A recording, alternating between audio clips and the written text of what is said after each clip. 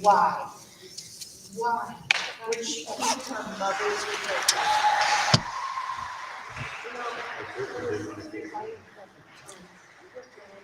Okay, we will start in about 6 minutes.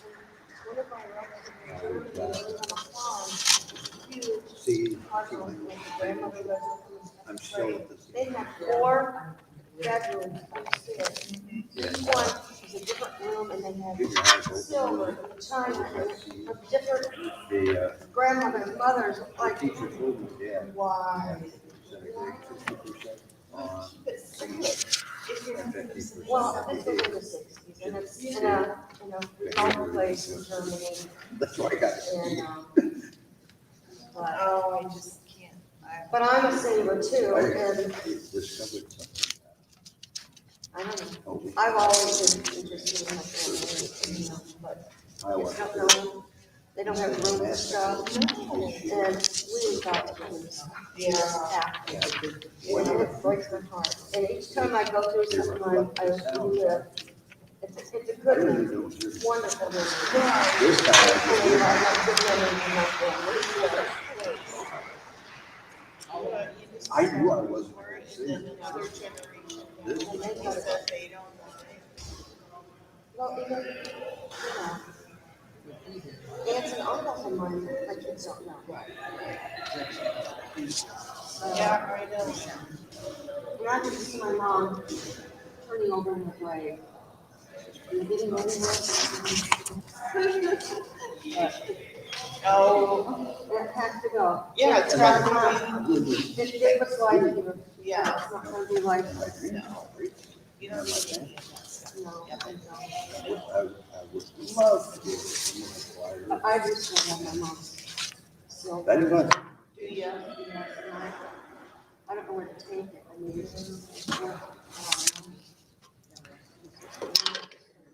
We have an appraiser come take a look at it. The keyboard and the cracks. you're one thing after the Well, that's all anyway. It's a good project, it'll be a good Yeah, that project was for my us. dad. It's just Yeah. He carried fall it. and winter. Yeah. He never I had. was hoping to do that last, did a little bit. Yeah. During COVID. pandemic and stuff like that. but- Sit next to him and my Oh, his sister. I have to put it in my. Well, it was my dad said, I can't read it, but I can see what goes up and down. If you're not using it, That's why. you're not enjoying it, and it's just taking up space, then you've really gotta ask, why do you still have it? Well, since we moved 7 years ago, it's all still in Boston. It's not even the. That means you haven't missed it. No, but I remember it, I remember using it, I remember it. That's why, Yeah, it is. Yeah. it is. hello. I'm gonna sit back.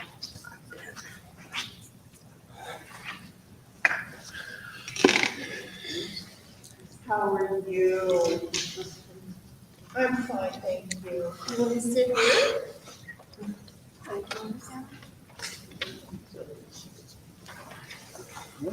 Get on one side. You know, I have seen you here, but I'm sorry I don't know you. I'm Susan Without.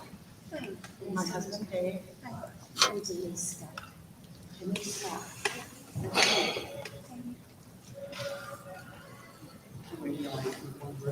We're all gonna sit over here. Yeah, Oh, that guy that reads, he'll sit up there. Who is that? I'll aim myself this direction then. Boyd Kaiser. Boyd Kaiser. Nice guy. There's about 4 guys that kind of look alike to me, similar, and I don't know. This is where you were last.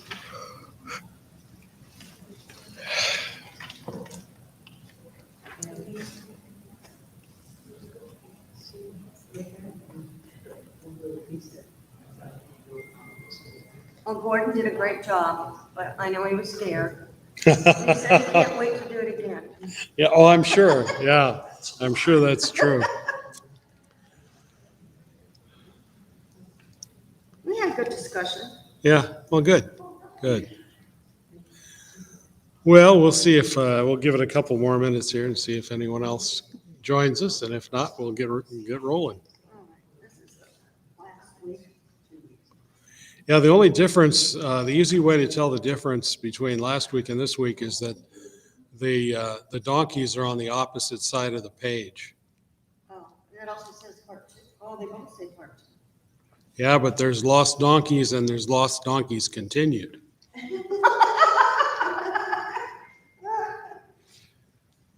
So there's two ways to tell the pages apart. Lost donkeys and lost donkeys continued.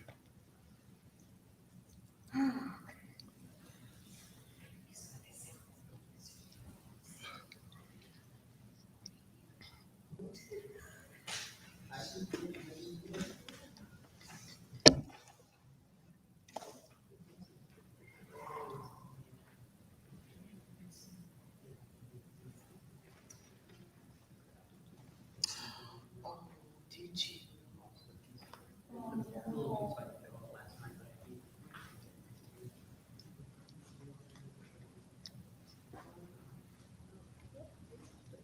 So we probably won't meet next week, is that right? Or we're gonna meet in Marion or what? Well, I was thinking maybe we'd try and do it over in Marion if people were agreeable to that. I'd like that. I haven't seen the place yet. Yeah, that'd be great. We'll plan on that. So Okay.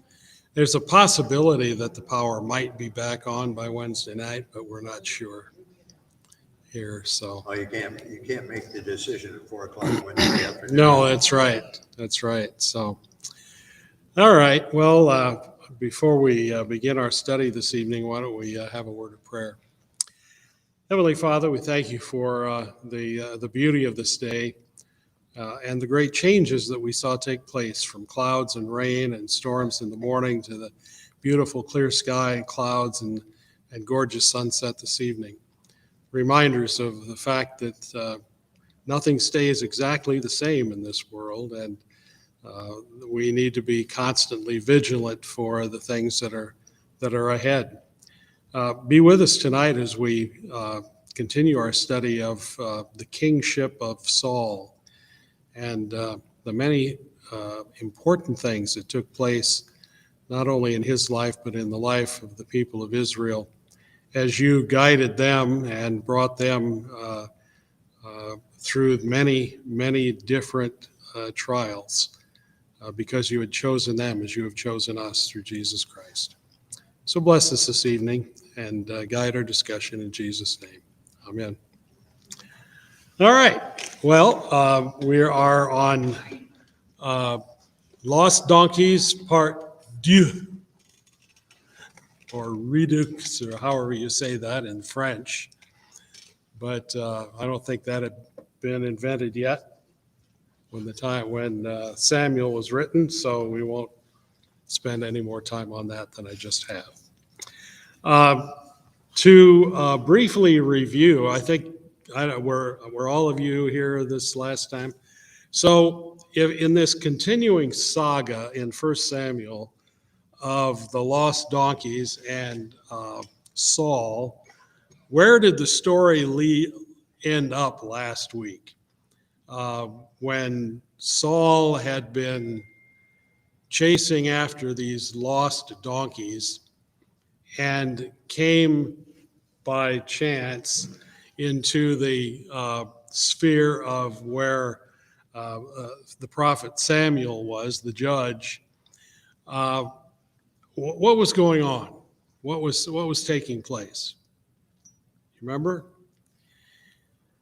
Samuel had put together this surprise party, essentially, for Saul, where he was going to be the invited special guest without his knowledge. It was a surprise to him that this big banquet was being put together and that he was going to be the guest of honor.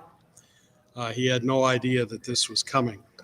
So we're kind of ending up at that stage and moving into the next phase, because we know that at this stage in 1 Samuel 9, Samuel knows that Saul is going to be king, but Saul doesn't know it yet. He's not fully aware of this yet. He hasn't been anointed. So let's pick it up in our handout for today, and I'll just read a couple of lines here to get us started. Israel, as a nation of God's people, was not satisfied to exist without an earthly king to lead them. You'll recall that's the basic foundation for this account. So the account of the lost donkeys reveals how God created the circumstances that revealed his choice as Israel's first king. In this previous study that we were just reviewing, Saul encountered the prophet Samuel as Saul searched for his lost donkeys. This is how they come into contact with one another. So let's take a look at a section of 1 Samuel from chapter 9, verses 26 through 10, verse 8. It's kind of a long section. I'm just going to go ahead and read it if you like to follow along so we can just kind of plow right through this. Then at the break of dawn, Samuel called to Saul on the roof, "Up, that I may send you on your way." So Saul arose, and both he and Samuel went out into the street. As they were going down to the outskirts of the city, Samuel said to Saul, "Tell the servant to pass on before us, and when he has passed on, stop here yourself for a while, that I may make known to you the word of God." Then in chapter 10, then Samuel took a flask of oil and poured it on his head and kissed him and said, "Has not the Lord anointed you to be prince over his people Israel? And you shall reign over the people of the Lord, and you will save them from the hand of their surrounding enemies. And this shall be the sign to you that the Lord has anointed you to be prince over his heritage. When you depart from me today, you will meet two men by Rachel's tomb in the territory of Benjamin at Zelzah. And they will say to you, 'The donkeys that you went to seek are found. And now your father has ceased to care about the donkeys and is anxious about you, saying, What shall I do about my son?' Then you shall go on from there farther and come to the oak of Tabor. 3 men going up to God at Bethel will meet you there, one carrying 3 young goats, another carrying 3 loaves of bread, and another carrying a skin of wine. And they will greet you and give you 2 loaves of bread, which you shall accept from their hand. After that you shall come to Gibeath Elohim, where there is a garrison of the Philistines. And there, as soon as you come to the city, you will meet a group of prophets coming down from the high place with harp, tambourine, flute, and lyre before them, prophesying. Then the Spirit of the Lord will rush upon you, and you will prophesy with them and be turned into another man. Now when these signs meet you, do what your hand finds to do, for God is with you. Then go down before me to Gilgal, and behold, I am coming down to you to offer burnt offerings and to sacrifice peace offerings. 7 days you shall wait until I come to you and show you what you shall do." All right. So, what was Samuel's message to Saul, and how did he communicate it? This is quite an interesting and detailed section. But essentially, what did Samuel tell Saul in these verses?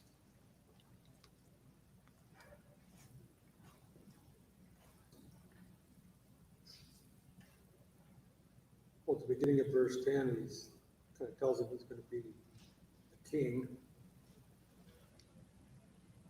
Okay. And gives him some instructions to go and go do this and do that. Right. And so he's been told by Samuel essentially that he will be king, or he should have a pretty strong indication of it at this point. But in these instructions, what's taking place here? It's confirmation of what Samuel has told him, because he prophesies these things are going to happen. You're going to meet these guys, and that's going to happen. You're going to meet these guys, and that's going to happen.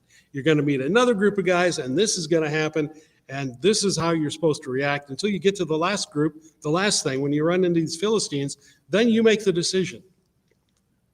Then from that point on, as you carry out these instructions, you have the hand of God with you. And the interesting thing to me is these prophetic signs that he lays out before him, because these you could maybe say one of these could perhaps happen, but what are the odds of running into a specific number of guys carrying a specific number of loaves of bread and them sharing a certain number of that number with you and passing on the way, and and all of that. So this is very strong confirmation that he is the guy, and that what Samuel says is true, that God is acting in his life. And so it's just a really interesting situation, I think, there. As we look at, even though Saul has been anointed king, what did Samuel tell him to do once he was back home? This is verse 7, that he should do. Now, when these signs meet you, do what your hand finds to do, for God is with you. In other words, run with it. At this point, you are God's anointed one. You are acting in his stead as king over these people. Going back, let's see, which one was this? In verse 6, just the preceding verse. I think it's really interesting. What does it say in verse 6 that happens to him? The Spirit of the Lord came powerfully on him. He will be changed into a different person. Yeah, that's the interesting thing to me there. The Spirit of the Lord will swoop down on you, essentially, as you have carried out and followed these instructions. And as you do, then God's blessing of his authority will be upon you. And you then become acting in his stead. Because the next thing in the next verse says, once that's done, you go ahead and you work according to what you decide, because you have become the authority of the people. You have my Spirit with you. It's almost like a baptism, isn't it? That takes place for Saul, that he receives the Spirit, God gives him the Spirit, and he becomes a new person. The old guy is gone, the new guy has come, and here he is, God's hand at work among the people. This is one of the reasons that as we see Saul later in his life, in his encounters with David and that sort of thing, we get a very different picture of him. He seems to be this mean, spiteful, jealous type of person, which he is. But initially, as king, he was exactly the opposite. And we'll see some of that as we go along, that he was wise, he was thoughtful, he was faithful, he wasn't taken up with the drunk with power or anything like that. And he was a pretty good king in the very beginning. But as we often see with situations like that, and as was foretold by God, as in some of those verses that you read last week, that being a servant of a king, being a person who lives under the authority of a king, brings with it burdens, and burdens that you didn't have before. you have to do what somebody else tells you to do. You have to pay taxes to that person and that sort of thing. So that all comes later. Right now, Saul is just getting his feet under him as to what it means to be king. And in fact, he hasn't even quite got to that point yet, but he has been anointed. So let's go ahead and look at verses 9 through 16. It's a little shorter section, if someone wouldn't mind reading those verses for us, of chapter 10, verses 9 through 16. Then it happened when he turned his back to leave Samuel that God changed his heart, and all those signs came about on that day.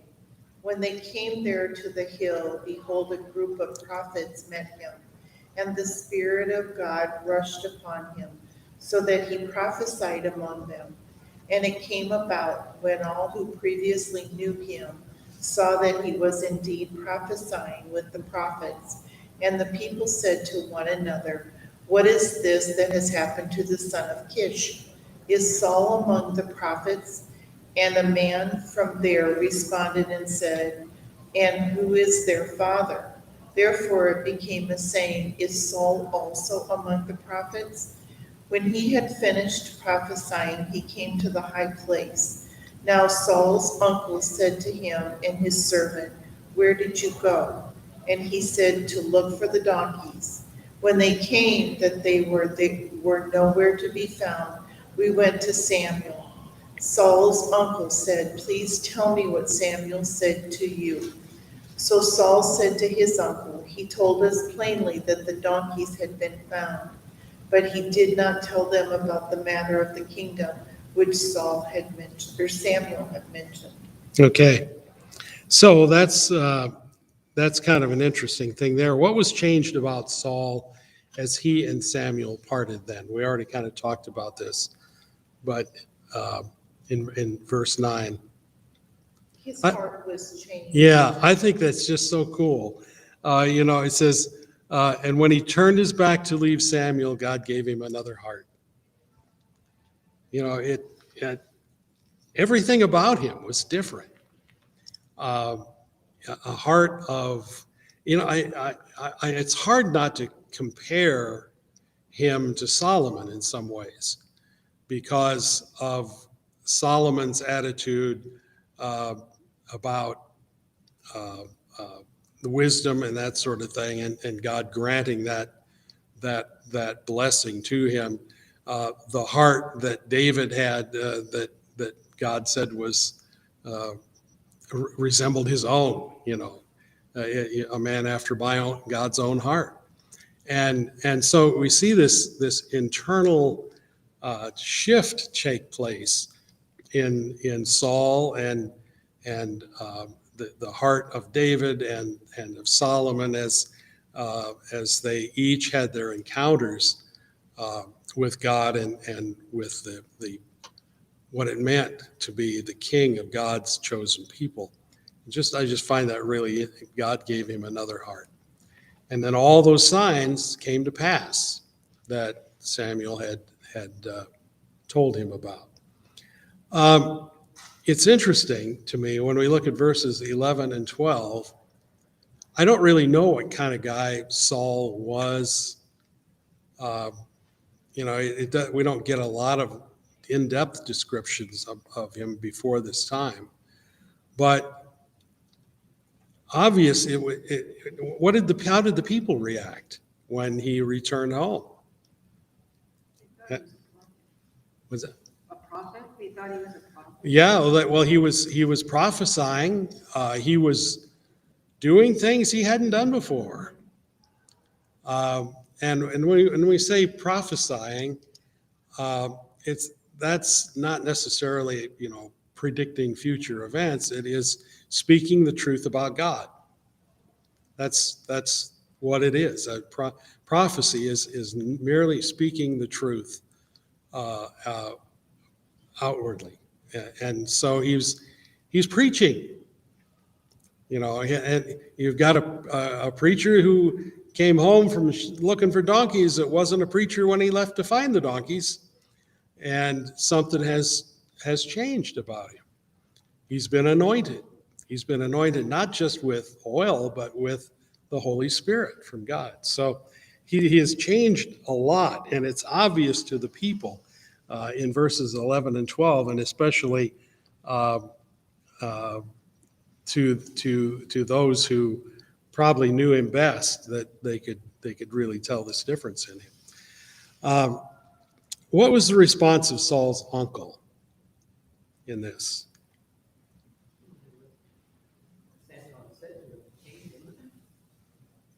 Mm-hmm.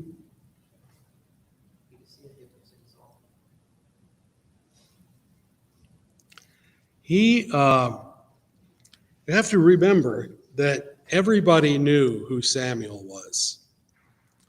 Samuel was not an unknown, hidden away, cave-dwelling judge and prophet. He was well known. He was the judge of the time. And so when you find out that your nephew has been to see Samuel, you're naturally going to want to know why. What's going on here? What is, what's the story? And so what was the story that Saul gave his uncle? That he went to look for the donkeys. They told him where the donkeys were found, but he didn't tell him everything. Yeah. Right. He said, well, I was chasing after the donkeys.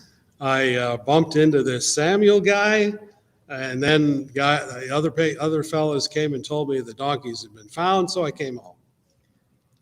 It was a really abbreviated version of all that had taken place. He didn't tell his uncle that he had been anointed king, or even that he had had any real interaction with Samuel. Obviously, Samuel didn't spill the beans to the uncle either. So this remained a secret at this point between Samuel and Saul.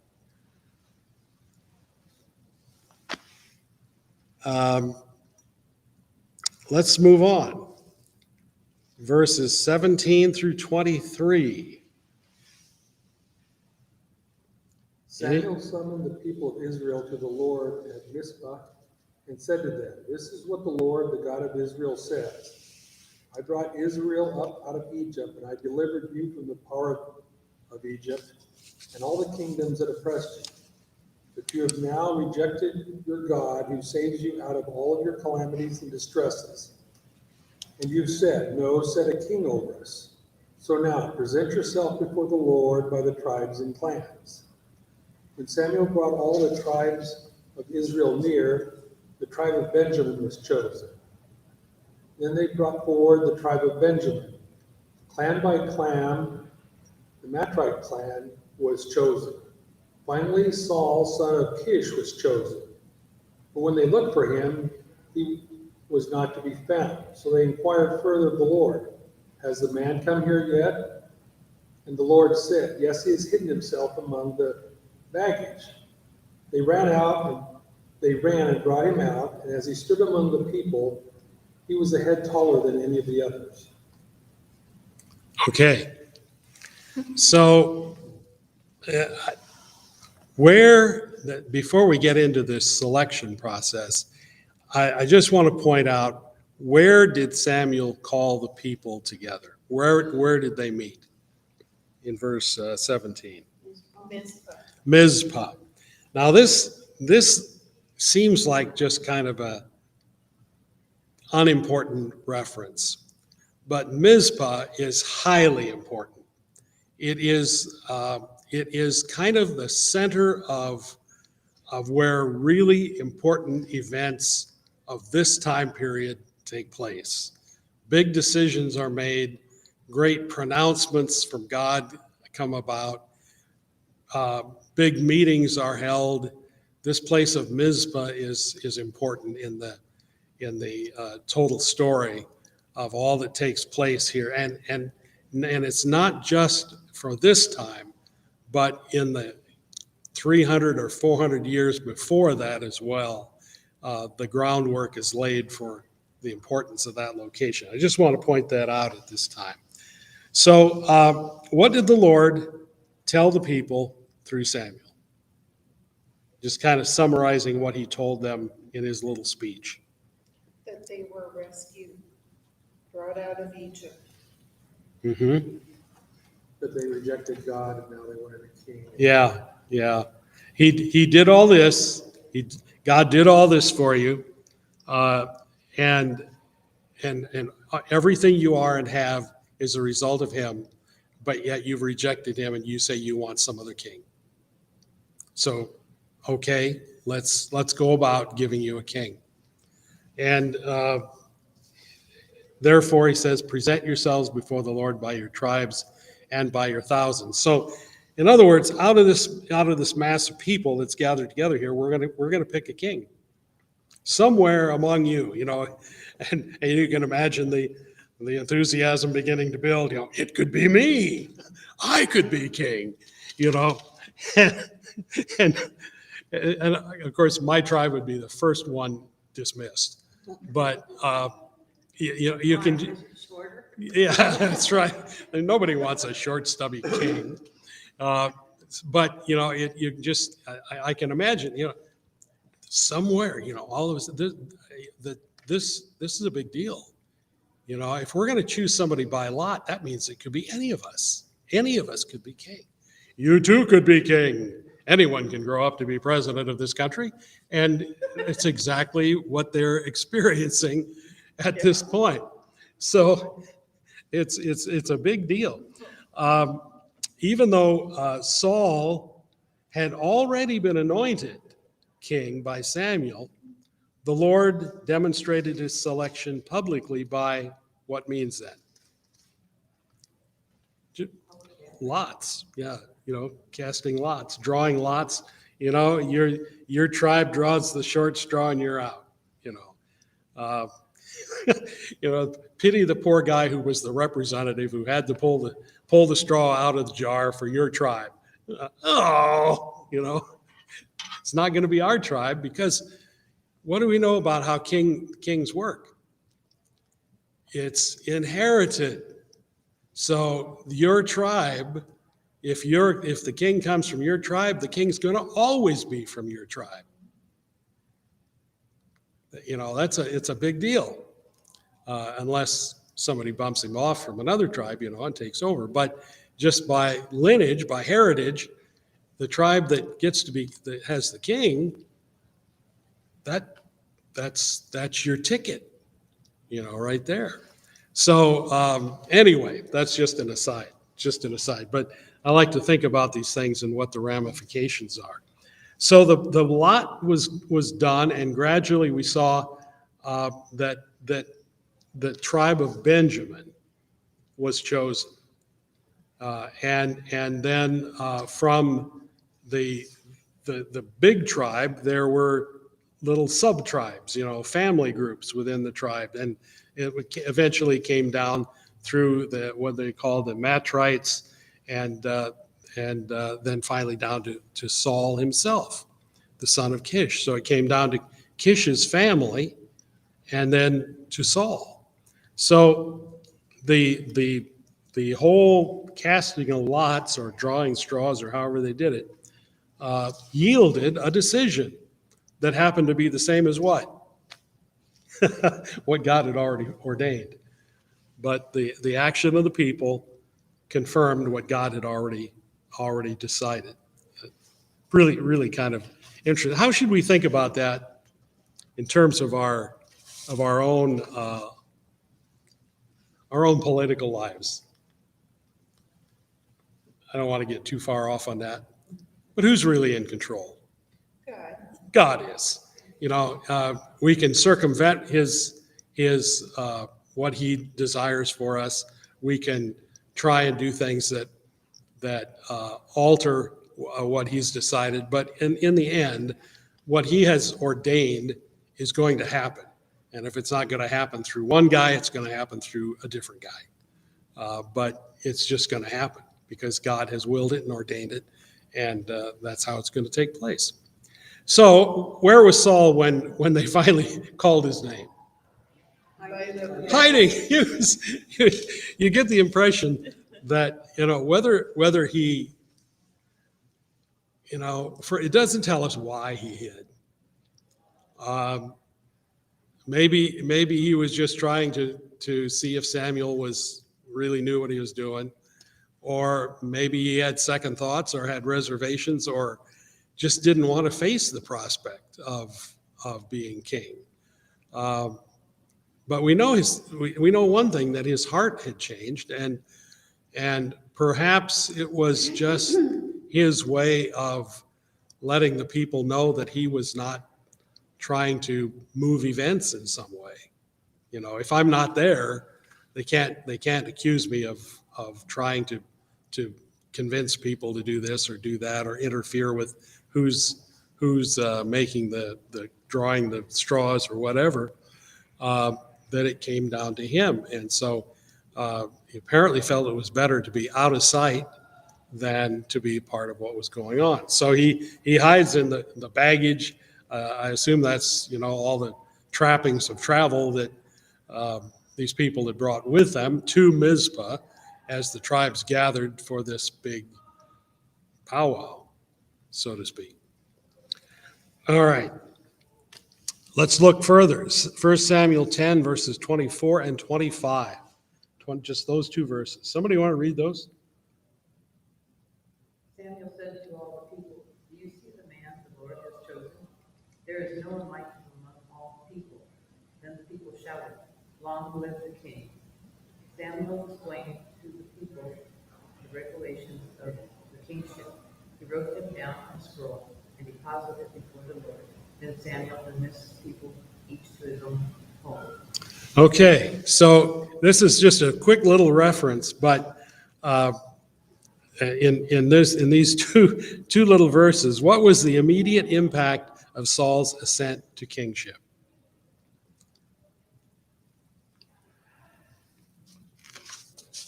The people were happy. People were happy. Long live the king. They were happy. And then what did he do?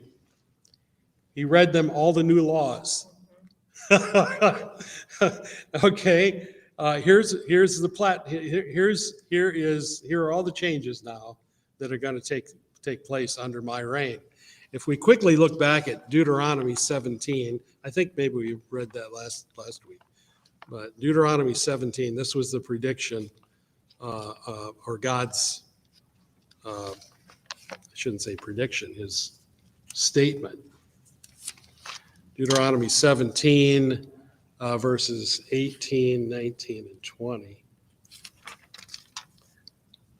"And when he sits on the throne of his kingdom, he shall write for himself a copy of this law approved by the Levitical priests, and it shall be with him, and he shall read it in all the days of his life, that he may learn to fear the Lord his God by keeping all the words of this law and these statutes and doing them, that his heart may not be lifted up above his brothers, and that he may not turn aside from the commandment, either to the right hand or to the left, so that he may continue long in his kingdom, he and his children in Israel." So that was, part of that was addressed toward the king himself. And then when we go to back to chapter 8, verses 11 to 18, and I'm not going to read those, but they're the ones that outline all of the things that will take place when you become subject to an earthly ruler. You have to support the government. You have to pay taxes. You have these new burdens that will be upon you, and it won't be pleasant. Your children's lives will be changed. They will have authority over your children in some ways, and so a lot of things that we would certainly say are unpleasant aspects of government were foretold. Verses 26 and 27 of chapter 10. 26, 27. Saul went to his home in Gibeah, accompanied by valiant men, whose hearts God had touched. But some troublemakers said, "How can this fellow save us?" They despised him and brought him no gifts. But Saul kept silent. Okay, so before he had ever done anything as king, what was developing? Trouble. Trouble, disapproval, dissent among some of the people. Worthless fellows, they are described as in this translation, whose hearts were against him, but at the same time he had his supporters, and you might call this kind of like his imperial guard that has formed around him, these men of valor whose hearts God had touched. So he has his protectors, and he also has his detractors that surround him immediately. God allowed the people to have their king, but not everyone was happy, I guess. Does that seem natural? Is that the way of the world? How many people, has there ever been a government that 100% of the people were in favor of? No. No. And there never will be. And there never will be. And the people were warned of this before they ever decided that they wanted to reject God's kingship and have an earthly ruler. But nobody will ever be totally satisfied with any earthly government. So for possible reasons for their complaints, we would have to look back at the book of Judges. Now, I'm not going to take the time to do that. The last time I taught this, we went through this in detail, verses 19 through 21. But let me just kind of summarize it for you. Saul, we know, was from the town of Gibeah. And that was the focal point of the events that led to civil war between the tribe of Benjamin and the other tribes of Israel. Mizpah was the place where this all came to a head. And that's where Saul was named king. So where the war between the tribes was it wasn't just fought there, but where the break came was also the place where he became king.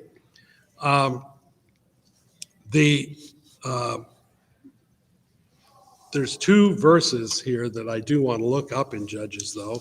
They're chapter 20, verse 1, and chapter 21, verse 1. Chapter 20, verse 1, and chapter 21, verse 1.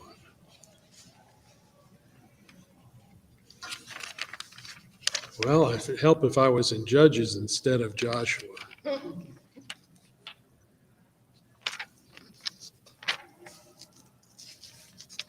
Oh, all that humidity made my pages stick together. Chapter 20, verse 1 says, Then all the people of Israel came out from Dan to Beersheba, including the land of Gilead, and the congregation assembled as one man to the Lord. Where? At Mizpah. This is where all the other tribes went to war, gathered to go to war with Benjamin. So you see here what this location of Mizpah would mean to these other tribes. Benjamin they were nasty people, and they allowed some really nasty things to take place. Let's look at the other verse, 21, verse 1. Now the men of Israel had sworn at Mizpah, no one of us shall give his daughter in marriage to Benjamin. This was after Benjamin was defeated. We will keep the tribe of Benjamin as an outcast tribe forever. So what does God do? He takes and names a king, anoints a king from the one tribe that all the others detested. This goes back to an event that involved the murder of a woman in Gibeah, and it was such a horrendous act that and she was not a wife, she was like a mistress or concubine or whatever. It was such a horrendous act that her lover, husband, whatever, cut her body into pieces and sent it out to the tribes, pieces to the tribes. And we'll see Saul do something similar here later on. And it was from that act, the horrific nature of not only that, but the reputation of the sinfulness of that tribe, that the rest went to war against them. So, they are the absolute lowlifes of the people of Israel. And from them, they get a king. So that's, they go to war against Benjamin. They defeat Benjamin, but at about equal cost of lives. And the conquerors then, the conquering tribes, swear to one another that they will not let any of their daughters marry any of the men of Benjamin, so that tribe will eventually die out. Benjamin would die out. Well, they don't live up to that totally. So anyway, that's just a little historical background. It just helps to realize the irony involved in God's choice of kings for them. You want a king? Okay, I'll give you a king. He may be tall, he may be strong, he may be handsome, but all that. But he's from the most detestable tribe of people that you will ever find. So they wouldn't have cast the lots for the king. Why did these other tribes think overeat different Saul? Well, yeah, they wanted a king bad enough, apparently, that it didn't matter to them anymore at that point. And it kind of explains a lot about the situation. Is it okay, long live the king, even though we can't stand them people that he comes from, and Ironically, Jesus comes from the carpenter's son. Yeah. So it's it's just one of those things. You think God doesn't have a sense of humor. I better move on. Saul's, let's see, 1 Samuel 11, 1-8. 11, 1-8. I'm going to run through that pretty fast. Then Nahash the Ammonite went up and besieged Jabesh Gilead, and all the men of Jabesh said to Nahash, "Make a treaty with us and we'll serve you."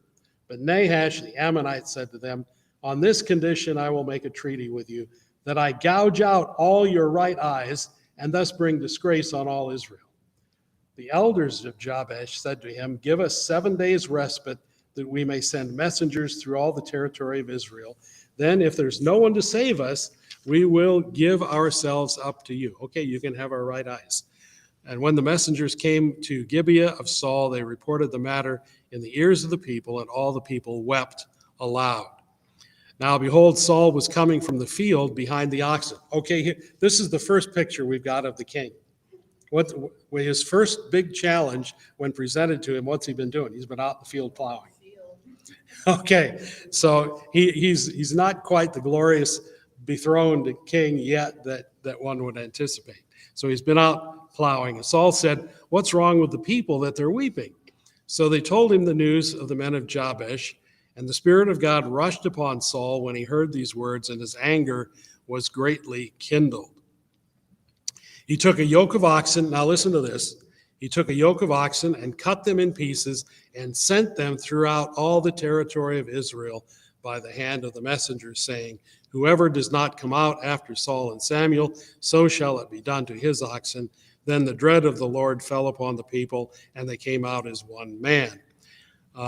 When he mustered them at Bezek, the people of Israel were 300,000, and the men of Judah 30,000. So just like this atrocity that had been committed generations earlier, and the pieces of the slaughtered woman were sent out to the other tribes in order to gain their acceptance of their decision to go to war against Benjamin.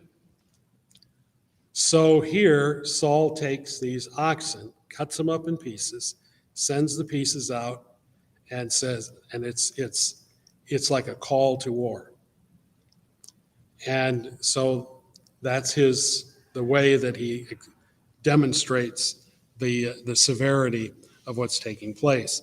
So he gets them together, and then they are ready to go. His first big challenge as king was to face the Ammonites, who besieged Jabesh Gilead, but it wouldn't be easy to muster an army. I'm just describing here what I just said. But during the Civil War, that's the sub-tribe. This is interesting too. The sub-tribe of Jabesh Gilead did not send soldiers to fight against Benjamin. So this group was the one group, the one in question that needs help now. They're besieged by the Ammonites. Jabesh Gilead is. The Ammonites are going to overrun them. They're going to kill them. They're going to gouge out their eyes. They're going to do everything else. And now they want help in this fight from all these other tribes who they refuse to help in the war against Benjamin. You get the politics going on here? This one group over here, that one little group was the only ones that wouldn't come with us to fight against Benjamin, and now they're here begging for our help to fight against the Ammonites. So Saul handles this in a way that he uses his authority as king. He sends out this message to the tribes and says, you come or face the consequences. And so they come. And they eventually engage. So reminiscent of the Levites' action, it was a Levite whose concubine was murdered. Reminiscent of the Levites' action to avenge his concubine, what did Saul do to get Israel's attention? That's how he chopped up the oxen and sent the pieces out to the tribes. How did the people respond to the Ammonites? They gathered together, they went to war. They followed the leadership of Saul. And they responded then in this victory over the Ammonites. Let's see, where's the verse?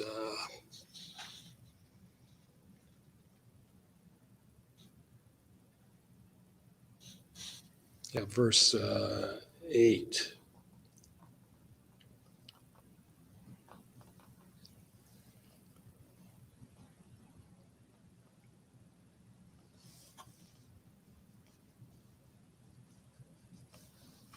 I must have the wrong reference on there.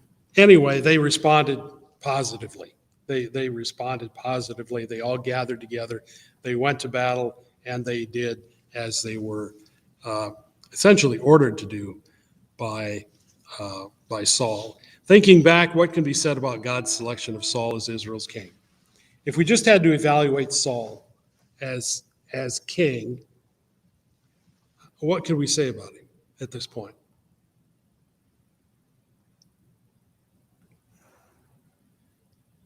At this point, it seemed like a good selection. Yeah, he was a good king. You'd say good King Saul. He is wise. He's using his authority measuredly. He's using the authority based on what God has told him. He refers to himself and to Samuel. His anointing, essentially, is what he's referring to there. And therefore, he is acting as he should act as a good earthly king. Quick question here. Isaiah 53, 1-3, and then we'll wrap up. Isaiah 53, 1-3.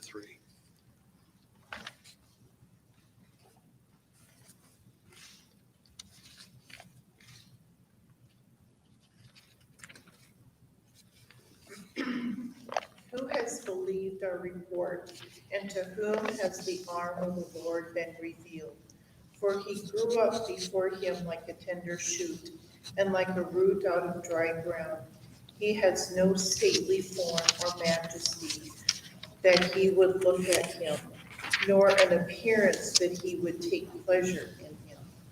Okay, so in this case,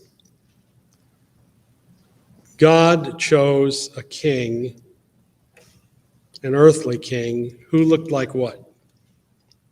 Who acted like what? Earthly king.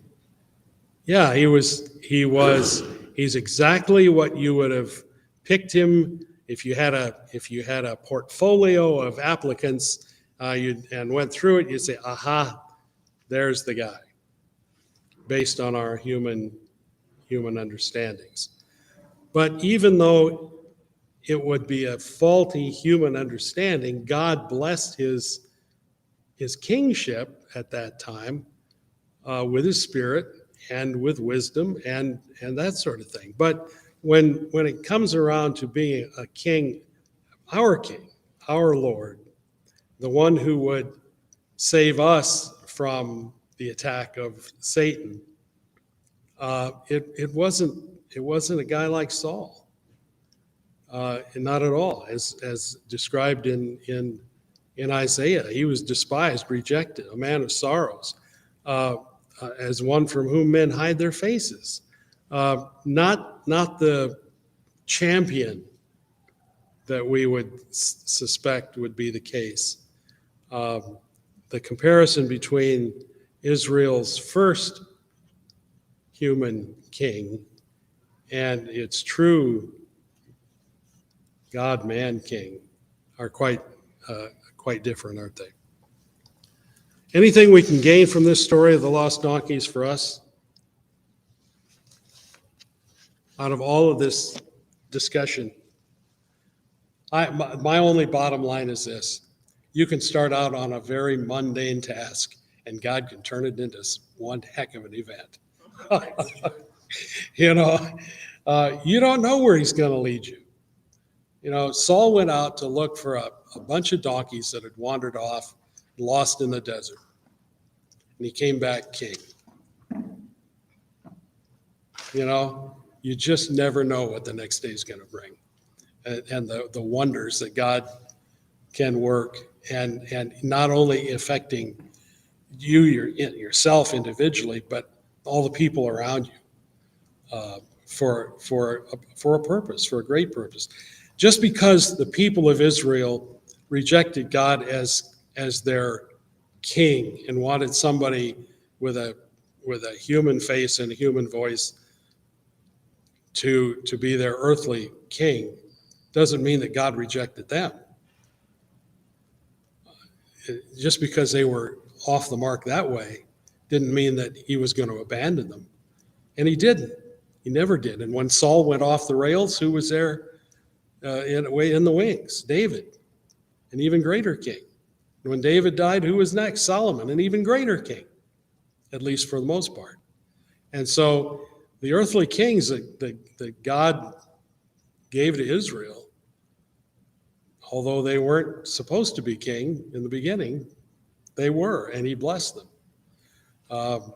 He blessed faithful kings all the way up to the point where the nations no longer existed, when they fought with each other and were conquered by outsiders and carried off and everything else. So that's my whole take on the lost donkeys.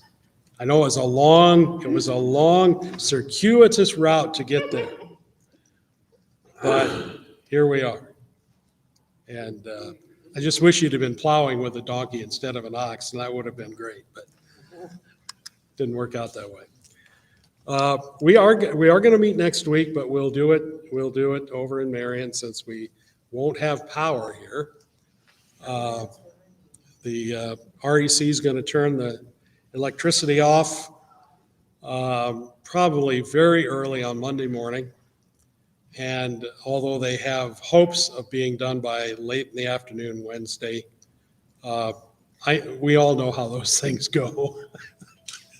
And so we'll meet over at the ministry center next week and have our study there.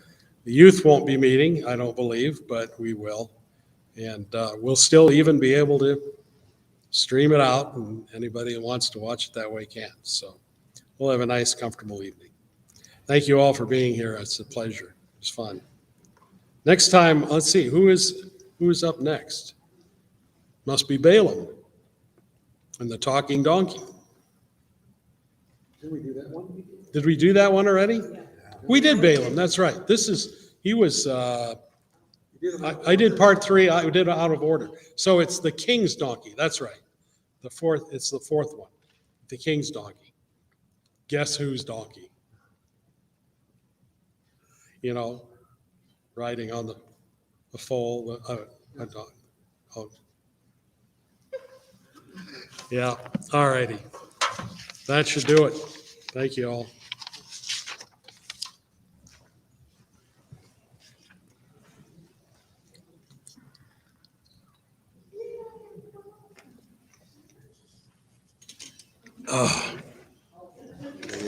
The missing one, that you didn't have the right reference there for, what the people's response Oh, yeah. was to the victory. I think you wanted verse 12. Was it verse 12? Okay. Yeah, where after the victory in battle, the people were looking for the ones who had initially been opposed Oh, that's to right. him. They were going to kill him. Yes.